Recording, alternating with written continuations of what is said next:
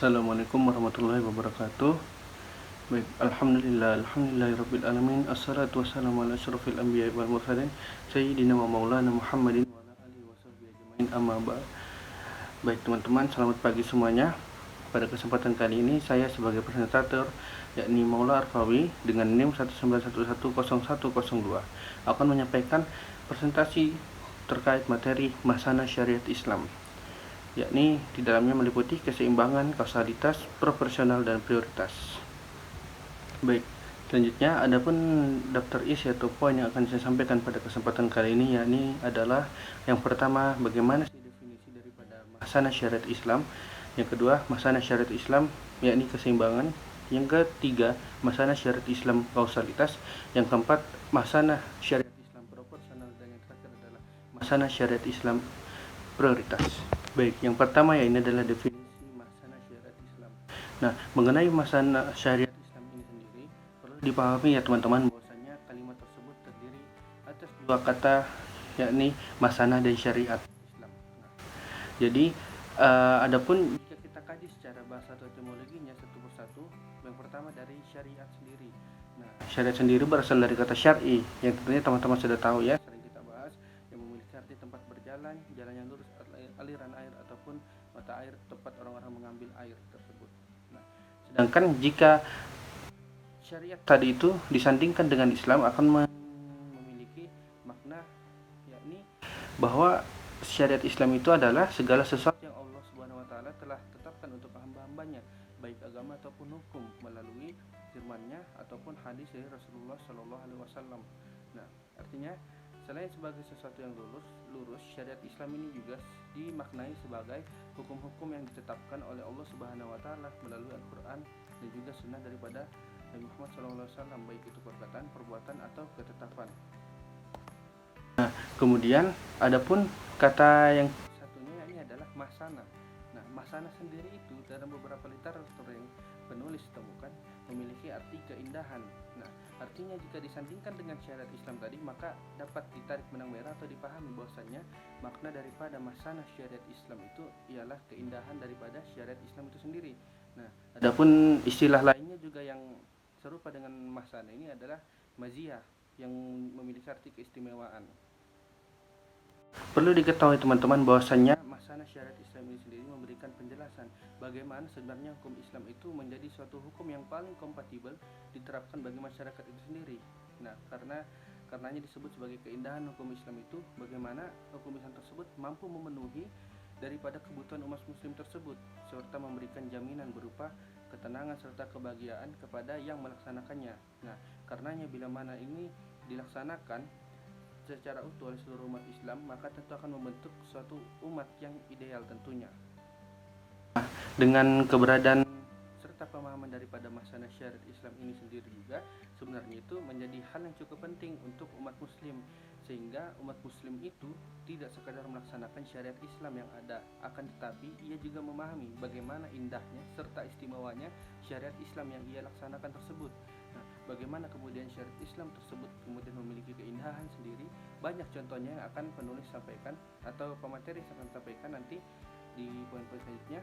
Nah, yang mana akan menjadi bukti daripada keindahan Islam itu sendiri, bagaimana syariat Islam itu sendiri dapat disebut memiliki keindahan-keindahan di dalamnya. Nah, mungkin beberapa contoh yang menunjukkan bagaimana kita menyebutkan bahwasanya hukum Islam ini memiliki keistimewaan atau keindahan itu seperti adanya bahwasanya hukum Islam itu mudah, jauh dari kesulitan dan kesempitan. Nah, itu juga disebutkan sebagaimana kaidah dalam Islam itu sendiri. Nah, melalui kaidah-kaidah itu juga menjadi bentuk keindahan daripada syariat Islam itu sendiri juga. Nah, karena melalui kaidah-kaidah fikih misalnya itu menjadikan suatu bagaimana hukum fikih itu atau syariat Islam itu menjadi lebih bijaksana dalam pelaksanaannya.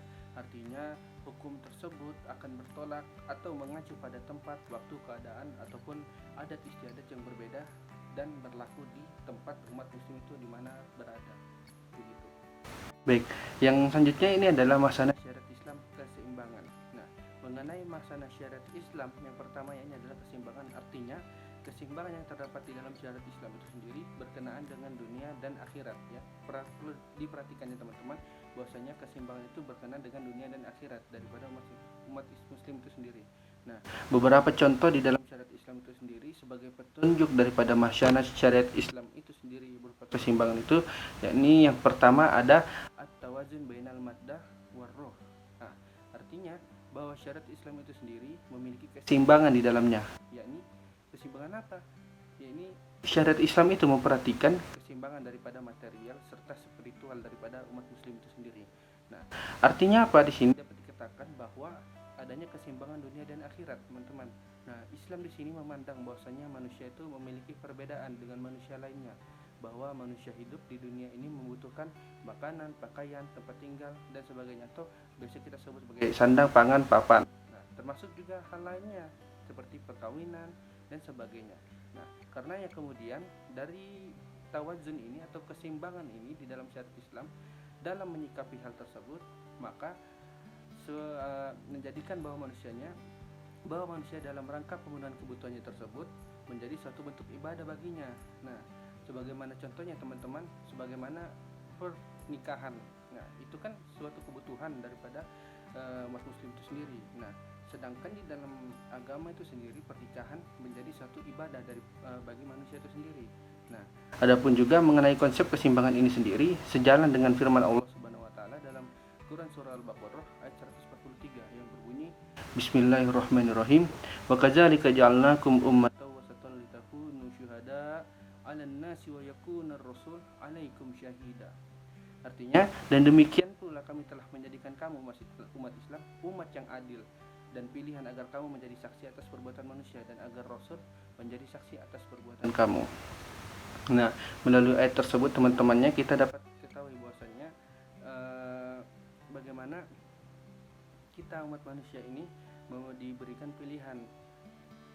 Selanjutnya ini adalah contoh kedua ini teman-teman, mengenai konsep keseimbangan daripada syariat Islam sendiri, yakni adanya pembagian hukum azimah dan rukhsah. Nah, jadi perlu diketahui teman-temannya, selain contoh di pertama tadi itu ada juga bagaimana adanya keluasan dari keseimbangan bagi umat muslim untuk bisa mengikuti hukum azimah atau rukhsah itu sendiri. Nah, hal ini sejalan sebagaimana dalam Quran surah Fatir ayat 32 yang berbunyi Summa awrasnal kitab alladzina astafaina min ibadina wa minhum zalimun li nafsihi wa minhum muqtasid wa minhum sabiqun bil khairat biiznillah dzalika huwal fadlul kabir, yang artinya kemudian kitab itu kami wariskan kepada orang-orang yang kami pilih di antara hamba-hamba kami, lalu di antara mereka ada yang menganiaya diri mereka sendiri, dan di antara mereka ada yang pertengahan, dan di antara mereka ada pula yang lebih dahulu berbuat kebaikan kepada Allah. Yang demikian itu adalah karunia yang amat besar. Nah, jadi di sini dapat dipahami teman-teman bahwasanya konsep keseimbangan menurut daripada contoh ini sendiri, bahwasanya setiap muslim itu memiliki hak atau memiliki kebebasan begitu teman-teman, bagaimana ia bisa mengikuti dia bisa menjadi golongan yang mana, bisa menjadi golongan yang ikut azimah, bisa menjadi golongan yang pertengahan, ataupun bisa mengikuti golongan yang mengambil rukhsah begitu teman-teman. Nah, jadi tidak ada permasalahan di dalam itu, dan itu menjadi suatu karunia berdasarkan pada dalil ayat tadi itu sendiri. Baik teman-teman, selanjutnya ini adalah masalah syariat Islam, yakni kausalitas. Nah, artinya bahwasanya masalah syariat Islam itu sendiri di dalam syariat Islam itu terdapat konsep sebab akibat di dalamnya. Nah, adapun kausalitas ini sendiri itu bisa dapat menjadi motivasi serta peringatan bagi umat muslim itu sendiri. Nah, adapun contohnya yakni yang pertama adalah at-talazum baina akidah wal haya. Nah, artinya apa? Syariat Islam itu sendiri berkaitan dengan akidah dan kehidupan nyata. Nah, jadi kita paham ya di sini teman-teman, bahwasanya konsep kausalitas di sini itu dapat disebut sebagai motivasi serta peringatan juga bagi umat muslim itu sendiri. Nah, seperti halnya bagaimana kausalitas itu sendiri menjadi motivasi itu ketika segala aktivitas itu akan dinilai ibadah bila mana niat daripada aktivitas itu dan mereka mencari keridhaan Allah Subhanahu wa taala. Nah, di sini kita pahami bahwasanya akidah yang ada di dalam hati orang muslim itu harusnya dimantapkan melalui implementasi dalam bentuk perbuatan, teman-teman. Jadi tidak hanya sekedar niat, akan tetapi ada perbuatan di dalamnya. Nah, dan juga begitu sebaliknya, tidak hanya sekedar perbuatan tanpa ada niat yang baik begitu.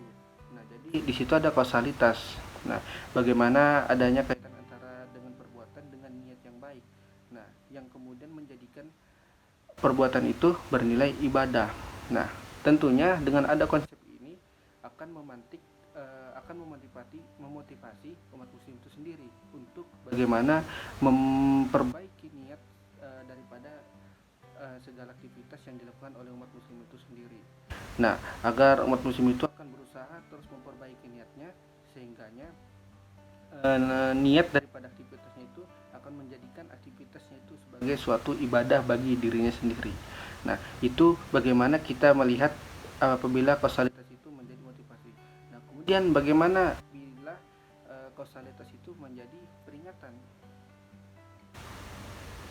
Bila kita melihat kausalitas itu yang ada di dalam syariat Islam itu sendiri menjadi peringatan, yakni ketika bahwasanya setiap perbuatan buruk yang dilakukan oleh setiap manusia itu hukumannya itu akan berlaku tadi bagi manusia itu. Nah, hukuman yang akan diterima oleh manusia itu sendiri pun tidak hanya di dunia, akan tetapi juga di akhirat. Nah, mengapa tidak hanya di dunia, di akhirat? Karena ini tadi itu bagaimana kaitan antara syariat Islam itu dengan dunia nyata dan akidah. Artinya bagaimana manusia itu memahami bahwasanya perbuatan buruk yang ia lakukan itu tidak hanya mendapatkan hukuman di dunia nyata, akan tetapi di sisi akidah ia memahami bahwasanya ada akhirat, maka perbuatan buruk yang ia lakukan akan memperoleh ganjaran pula di akhirat nanti, dan itu akan lebih berat daripada di dunia.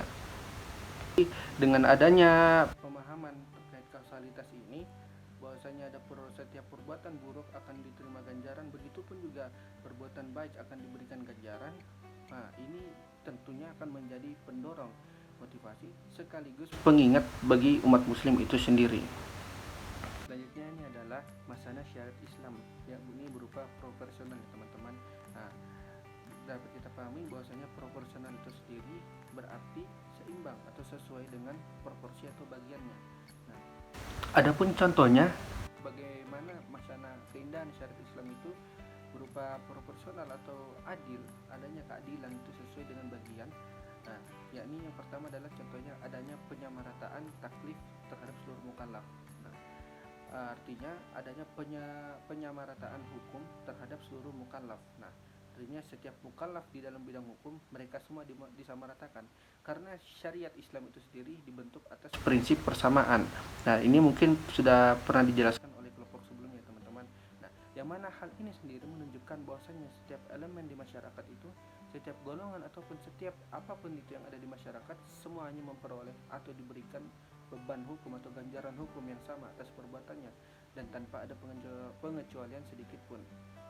Nah, hal ini sendiri pernah Rasulullah SAW contohkan. Nah, suatu ketika Rasulullah SAW itu tidak sengaja melukai salah seorang Arab Badui ya. Nah, kemudian Rasulullah SAW berkata bahwasanya beliau siap menerima balasan dari Arab Badui yang tidak sengaja dilukai oleh Rasulullah tersebut. Nah, akan tetapi orang Arab Badui itu ternyata berkata, sesungguhnya aku telah halalkan engkau atau telah membebaskan engkau demi ayah dan ibuku. Aku tidak akan lakukan demikian sekali-kali, walaupun engkau lakukan demikian atas diriku. Nah, ternyata orang Arab Badui itu mengikhlaskan, merelakan, dan tidak ingin membalas Rasulullah SAW.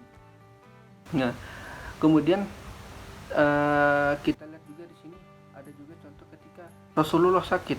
Nah, dan Rasulullah waktu itu sadar bahwasanya umur Rasulullah tidak lama lagi.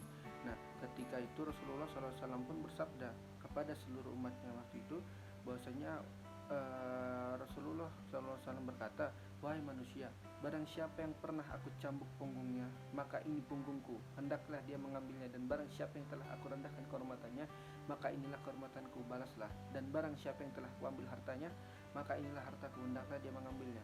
Jangan khawatirkan adanya dendam, karena dendam bukanlah tabiatku.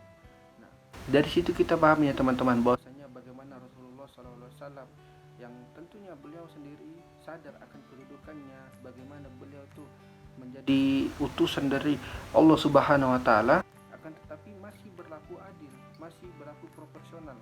Artinya masih menyesuaikan bagiannya. Ketika di dalam adanya suatu hukum, maka Rasulullah SAW tidak merasa lebih tinggi, tidak juga merendahkan kaum lain atau umatnya.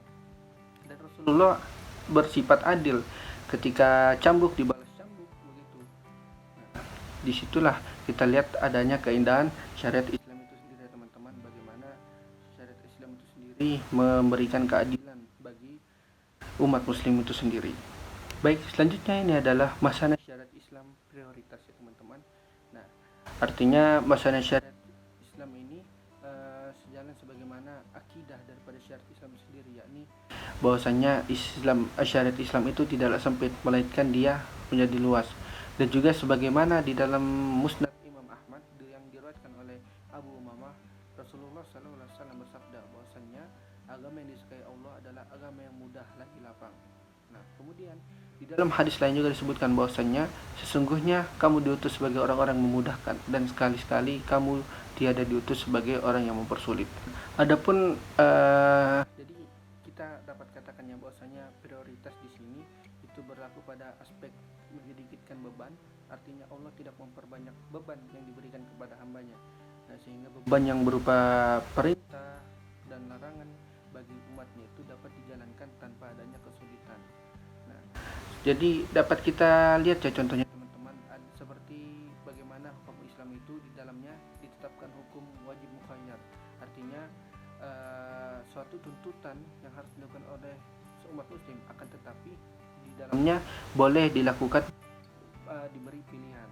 Nah, seperti misalnya kafarat sumpah, diperbolehkan memilih memberikan budak atau memberi makan 10 orang miskin atau pakaiannya, atau juga berpuasa selama 3 hari. Nah, ini sendiri sejalan sebagaimana firman Allah Subhanahu wa taala dalam Quran surah An-Nisa ayat 28 ya teman-teman, yang berbunyi Bismillahirrahmanirrahim, yuridullahu ayyukhaffifa ankum wa khuliqal insanu du'aifa. Yang artinya Allah hendak memberikan keringanan kepadamu dan manusia dijadikan bersifat lemah.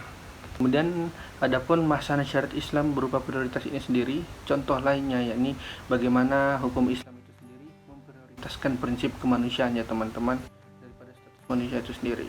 Nah, contohnya di sini adalah memberikan kedudukan yang baik kepada hamba sahaya atau budak ya.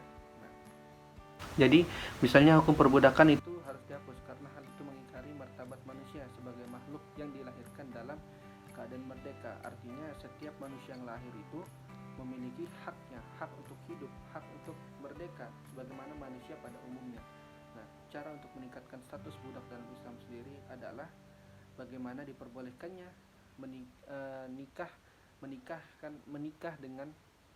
menikah dengan budak, sehingga budak tersebut menjadi merdeka. Adapun contoh selanjutnya mengenai keindahan syariat Islam ini berupa prioritas adalah bagaimana Islam itu memberikan jaminan yang baik kepada ahlu zimmah. Ahlu zimmah sendiri kita ketahui ya teman-teman, merupakan orang-orang kafir yang ada di dalam suatu negara muslim, akan tetapi orang-orang kafir tersebut dijamin kebebasan kemerdekaannya dalam beragama, serta tetap diberikan jaminan kehidupan di negara muslim tersebut dan diperlakukan sebagaimana orang pada umumnya. Nah, jadi ahlu zimmah ini sendiri ya kita ketahui teman-teman merupakan orang-orang kafir yang tentunya taat pada pemerintahan Islam yang ada di sana. Ia ikut membayar jizyah yang diwajibkan bagi seluruh penduduk di sana. Nah, disinilah kita lihat bagaimana Islam itu memberikan prioritas kepada kafir zimmah.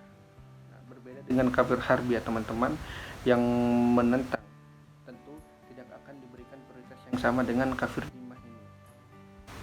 Baik teman-teman, jadi itu adalah materi yang pemateri sampaikan pada hari ini.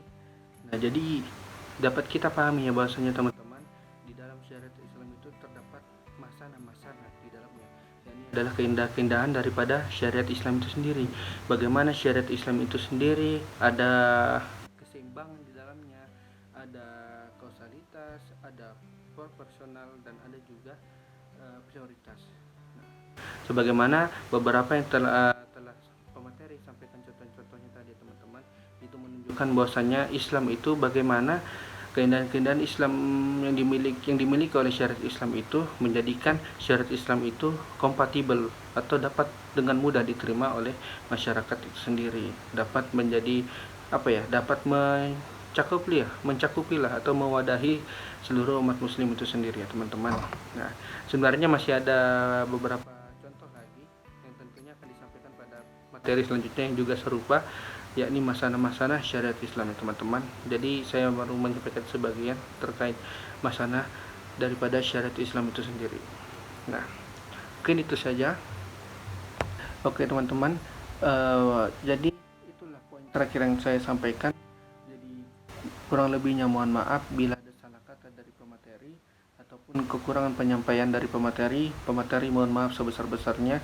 Sekian, wassalamualaikum warahmatullahi wabarakatuh.